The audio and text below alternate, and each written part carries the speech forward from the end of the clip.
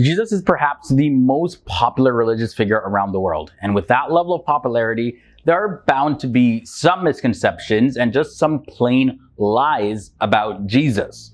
In this episode, I'll be sharing 10 of the biggest lies about Jesus that you need to know. Welcome back to FTD Facts. My name is Leroy Kenton, and I want you guys to stick around till the end of this video just to see how many of these lies that you actually knew. Okay, so let's jump right into this. Lie at number 10. And this lie is that Jesus wrote the New Testament. When it comes to the Bible, in general, archaeology and the study of written sources have shed some light on the history of both halves of the Bible, the Old Testament and the New Testament. Old Testament contains the story of the children of Israel, among other things, before the birth of Jesus, and then the New Testament is from the birth of Jesus onward. However, although the New Testament is filled with many teachings of Jesus, Jesus in fact didn't write any portion of the New Testament, nor did he write any of the Old Testament for that matter. Of course, he couldn't because he wasn't even born yet. Traditionally, 13 of the 27 books of the New Testament of the Bible were attributed to the Apostle Paul, who famously converted to Christianity after meeting Jesus in a vision on the road to Damascus, and he wrote a series of letters that helped spread the faith. Although the Gospels of Matthew, Mark, Luke, and John that begin the New Testament of the Bible are believed to be eyewitness testimony, as well as the words and teachings, the birth, the death, and the resurrection of Jesus are listed in their books. But no, Jesus didn't personally write any portion of the New Testament. Lie number 9, Jesus was white. This is the most common image of Jesus that's been seen around the world. You know, he's light-skinned with a beard, he has long hair, and often he's depicted with blue eyes. But in fact, Jesus was a Palestinian Jewish man living in Galilee in the 1st century. Forensic scientists have done facial reconstruction of 2,000-year-old skulls from Palestine in order to get a sense of what Jesus might have looked like, with olive skin, black hair, and a larger, not so pointed nose as he's normally depicted with. The lie coming at number 8 is that Muslims don't believe in Jesus. Of course, Jesus is the central figure of Christianity, so he's often just associated with that faith.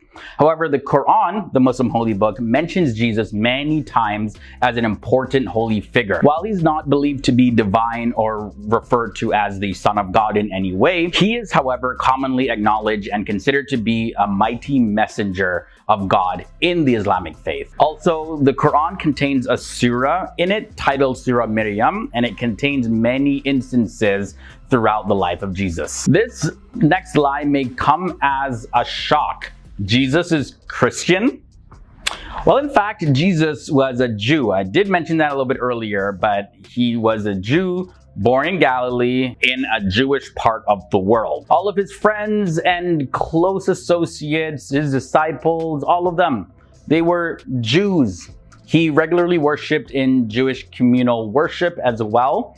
But a Christian is a follower of Christ. So Jesus himself is the Christ, the anointed one, the Messiah. So it wouldn't make sense to follow himself. Apart from that, though, the term Christian only appeared well into the book of Acts of the New Testament, Acts chapter 11, when they were given that name by other people. But before that, though, the followers of Jesus were just called something like the followers of the way, or they were just believed to be a Jewish sect that would follow Jesus. This next slide is kind of funny, but Jesus was called Jesus. That is a lie. As we mentioned earlier, Jesus was Jewish by birth and by religion, and it therefore makes sense that he would have a Hebrew name. That's the language of the Jews.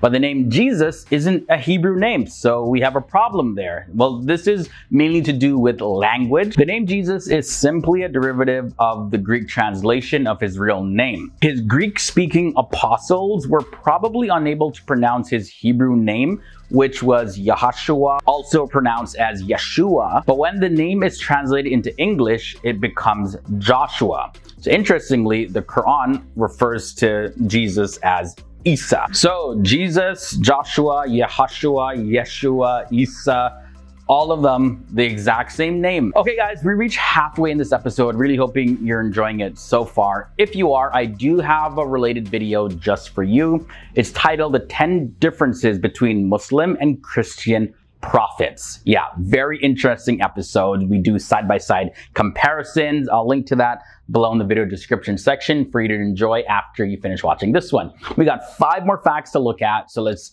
continue this episode now. At lie number 5, Jesus had 12 disciples. In fact, no, he did not. The belief that Jesus only had 12 disciples is based on the misunderstanding of the 3 categories of Jesus' followers. First was made up of those who came to hear him speak or to be healed by him whenever he entered a town or a village. And the second category, you can label these people as those who followed Jesus from town to town, and these were called disciples according to the Gospel of Luke. Those were about 70 or 72 of them in total. Also, there's the third category of the followers of Jesus. Now, these are known as the apostles. These are the 12 men that Jesus appointed to go off on their own and preach his message independently without Jesus' supervision. So these weren't just mere disciples because they didn't just follow the teachings of Jesus, but they also went to share the message, start new churches in different parts of the world. Also, in the book of Acts of the New Testament, it's mentioned that about 120 of Jesus' disciples were gathered in an upper room. So just to recap, Jesus had many disciples, but he appointed 12 of them to be apostles. Also, one common lie is that Jesus only taught when he became an adult. Jesus was a preacher as an adolescent as well. The Bible describes a time when Jesus was 12 years old, and he was found by his parents preaching in the temple to adults. And according to the Bible, this is what it has to say. After 3 days, they found him in the temple court, sitting among the teachers, listening to them and asking them questions. Everyone who heard him was amazed at his understanding and his answers. When his parents saw him, they were astonished. So not only at 12 years old was Jesus asking questions to other religious leaders, but he was also teaching them and giving them answers according to the text. Also, according to Islamic teaching, we find in the Quran the following verses about Jesus talking while he was in the cradle as a baby. Jesus said, "Indeed, I'm the servant of Allah. He has given me the scripture and made me a prophet." For lie number 3, did you know that there weren't 3 wise men? It's a common scene depicted in the nativity scene, especially around Christmas time, but it does report that some wise men came to Jesus when he was born, but it does not say how many, contrary to the common belief that there were 3 of them. None of the early church fathers suggested that these wise men or magi were kings either. The term magi used in the Bible is plural. There were apparently at least 2 of them, but there could have been several more. The Bible simply mentions 3 gifts that were presented to baby Jesus: gold, frankincense, and myrrh. We also know from the Bible that Jesus was not a little newborn when they arrived after the Magi visited Mary. Jesus was an only child. This is the lie at number 2. Jesus was actually the firstborn, not an only child of Mary. According to the Bible, in the book of Matthew, chapter 13, verses 55 to 56, in this scripture it says, "Isn't this the carpenter's son? Isn't his mother's name Mary? And aren't his brothers James, Joseph, Simon, and Judas? Aren't all his sisters with us as well?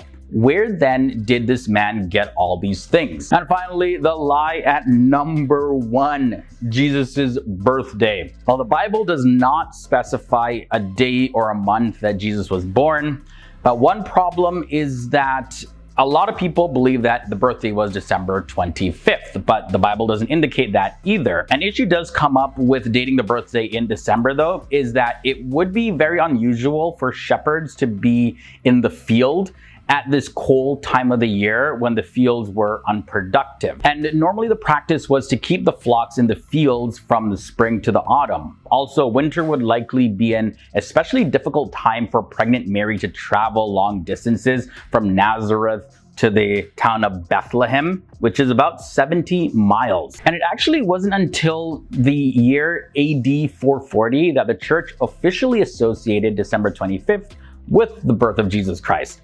Also, according to the Islamic belief, the Quran mentions in Surah 19 verses 25, Jesus talking to his mother Mary, and it says, "And shake toward you the trunk of the palm tree, it will drop upon you ripe, fresh dates." Typically, palm trees begin to bear fruit in April or May and are ripe for picking around August to September. So yes, when we look at the biblical accounts and the Quranic accounts, it just wouldn't necessarily make sense for Jesus to be born on December 25th. And common belief is that he was born sometime in the fall, maybe even early spring. All right, guys, so that's it for this episode. These were 10 of the biggest lies about Jesus. Let me know down in the comment section, which of these lies did you know about? Also, share your thoughts and comments about anything that I shared in this video. Look forward to hearing you down below. If you enjoyed this video, don't forget to check out the recommended one that I have for you. The link is in the video description section. And until next time, guys, stay awesome, stay educated. See you soon. Later.